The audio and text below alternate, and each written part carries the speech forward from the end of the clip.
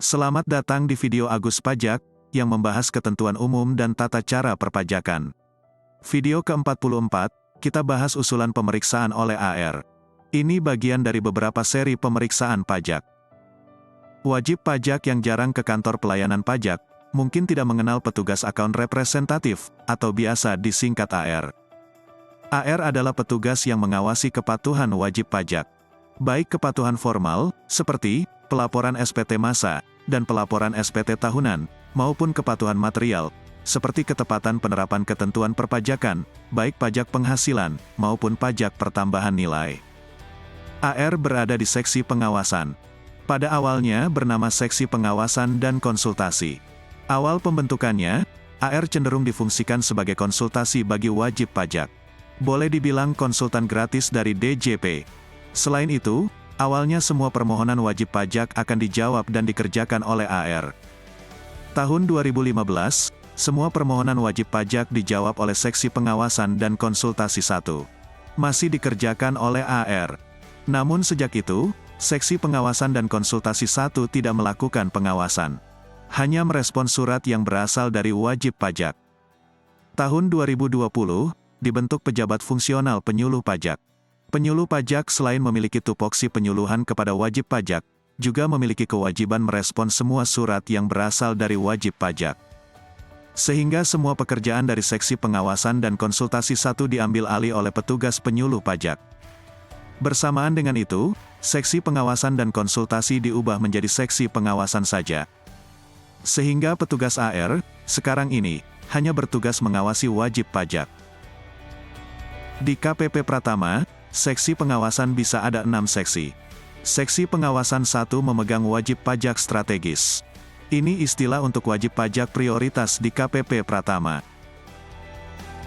Seksi Pengawasan 2 sampai dengan 6, petugas AR membagi habis wilayah KPP. Misal, KPP Pratama memiliki wilayah 5 kelurahan, maka bisa jadi setiap seksi memegang 1 kelurahan. Dan setiap kelurahan dibagi-bagi juga ke petugas AR. Bisa per jalan, per blok, atau kombinasi. Pembagian ini bagian dari manajemen KPP. Usulan pemeriksaan sekarang ini berasal dari SP2DK. Dan SP2DK disiapkan oleh AR. Kepanjangan SP2DK adalah Surat Permintaan Penjelasan Atas Data, dan atau Keterangan. Sesuai namanya, SP2DK berupa surat yang dikirim oleh AR sebagai petugas pengawasan yang memiliki tujuan permintaan penjelasan. Dengan demikian, wajib pajak dapat merespon SP2DK dengan memberikan penjelasan. Baik penjelasan lisan, maupun penjelasan tertulis. Sebenarnya, dari mana AR mendapatkan bahan SP2DK? Sekarang ini, bahan SP2DK berasal dari aplikasi yang disebut ApproWeb. Aplikasi ini memberikan feeding kepada AR dapat bentuk sandingan. Data-data SPT dibandingkan, baik dengan data SPT lain, data internal DJP, maupun dengan data dari instansi lain yang dikumpulkan oleh DJP. Contoh, data-data yang paling sering dijadikan bahan SP2DK, yaitu data penjualan di SPT tahunan PPH dengan data penyerahan di SPT PPN. Data pembelian di SPT tahunan PPH dengan data pajak masukan di SPT PPN. Data biaya-biaya yang menjadi objek pajak PPH Pasal 21. PPH Pasal 23 dengan data pelaporan SPT masa Pasal 21, dan Pasal 23. Penyandingan data-data tersebut biasa disebut ekualisasi. Contoh pemanfaatan data eksternal dalam SP2DK yaitu laporan keuangan di SPT tahunan dengan laporan keuangan audit oleh kantor akuntan publik, baik yang diberikan kepada bank, maupun tidak diberikan. Data Sistem Informasi Debitur, disingkat SID, dengan data SPT tahunan wajib pajak. Data kepemilikan rumah dan tanah di SPT tahunan, disandingkan dengan data kepemilikan tanah berdasarkan sertifikat yang diterbitkan oleh BPN. Data kepemilikan saham di Direktorat Jenderal Administrasi Hukum Umum atau Ditjen AHU, disandingkan dengan daftar harta di SPT tahunan. Data kepemilikan kendaraan dari kepolisian, disandingkan dengan daftar harta di SPT tahunan. Selain itu, jangan lupa, kalau wajib pajak membeli barang dari pihak pengusaha kena pajak, kantor pajak pasti punya data, berapa rupiah Anda beli barang. Ditambah margin sekian, kemungkinan omset setahun sekian. Jadi, data faktur pajak salah satu data yang sering dimanfaatkan oleh kantor pajak. Dari mana barang mengalir, terus di-tracing, dan bermuara di mana. Setiap SP2DK harus direspon.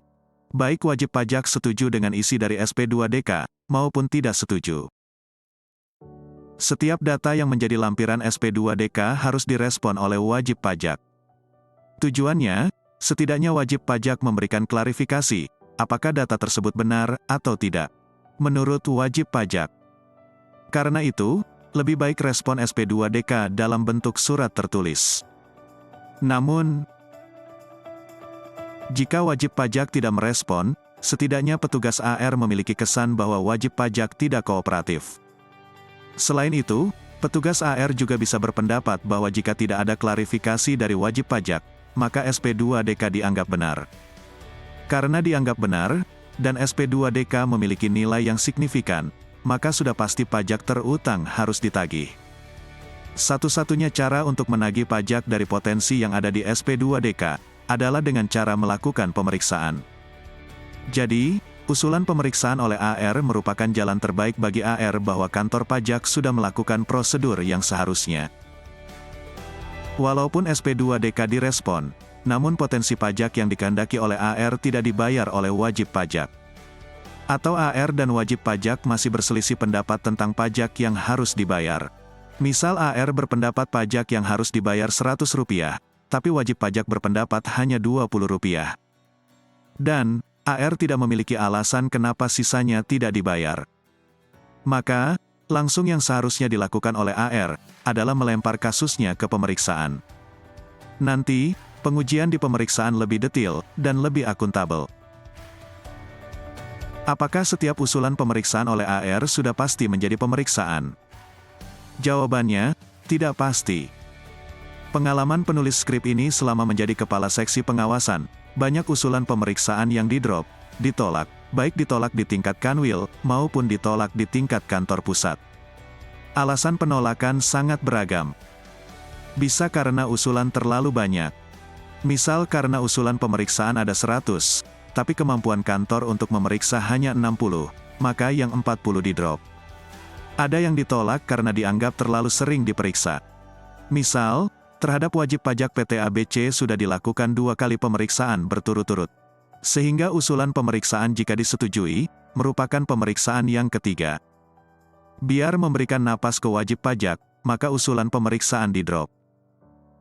Bisa juga di-drop karena ditolak oleh supervisor fungsional pemeriksa pajak. Setiap usulan pemeriksaan dari AR, akan dibahas di komite pemeriksaan di KPP. Pemeriksa pajak akan menanyakan alasan dilakukan pemeriksaan. Apakah alasan tersebut cukup valid, atau malah pada saat pemeriksaan akan rontok.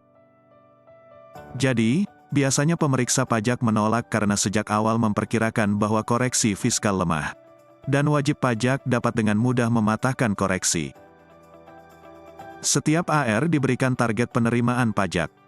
Salah satu sumber target penerimaan berasal dari SP2DK. Dan target tersebut sekarang ini dibagi untuk setiap triwulan. Januari, Februari, Maret, itu triwulan pertama.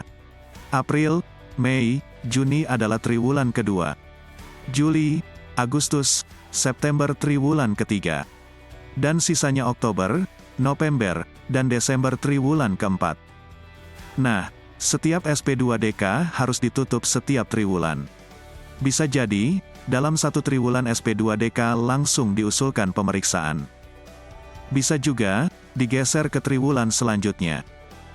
Misal, SP2DK diterima Mei, tapi wajib pajak menyanggupi untuk membayar lunas pajak terutang bulan Agustus. Maka hal seperti ini artinya SP2DK digeser ke triwulan selanjutnya.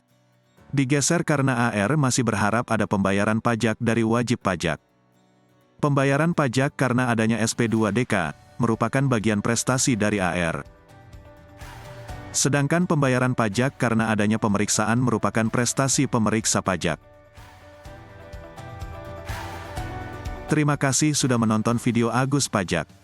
Agus Pajak adalah tempat belajar perpajakan, bahkan bagi pemula sekalipun dapat belajar perpajakan dengan mudah. Semoga Anda dapat memahami dengan mudah. Selain belajar melalui video, Laman aguspajak.com juga menyediakan tulisan tentang perpajakan. Tulisan di laman aguspajak.com sudah banyak dikutip orang untuk beragam keperluan, seperti tugas dari dosen, dan skripsi. Nantikan video selanjutnya. Sampai jumpa di video selanjutnya.